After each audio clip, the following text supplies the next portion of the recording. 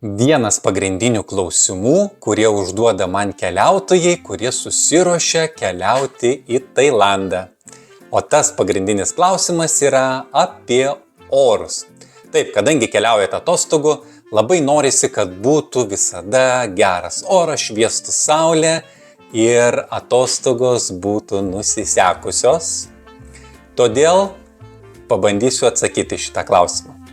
Tailande orus nuspėti yra tikrai sudėtinga, panašiai kaip ir Lietuvoje. Ar kas nors žinote, kokie bus orai šiemet rugpjūčio mėnesį? Ar man planuoti atostogas prie jūros ar ne? Bet tendencijos yra. Ant popieriaus Tailando sezonas prasideda lapkričio 1 dieną ir tęsiasi iki balandžio pabaigos. Kadangi Tailandas yra labai didelė šalis, vienoj Tailando pusėje sezonas taip ir prasideda kaip parašyta ant popieriaus, kitur prasideda vėliau. Todėl renkantis lokacijas pagal savo skrydžio bilietų datas labai tai įvertinkit.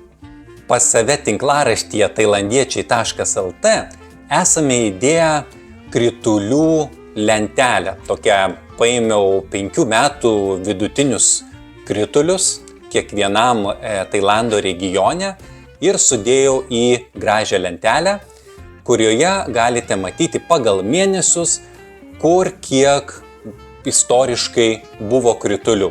Tai tikrai pagelbės jums pasirinkti tą Tailando vietą, kur yra mažiausiai lietaus, nes atostogų metu tikrai norisi, kad būtų kuo mažiau lietaus, nes jo turime apsčiai namie.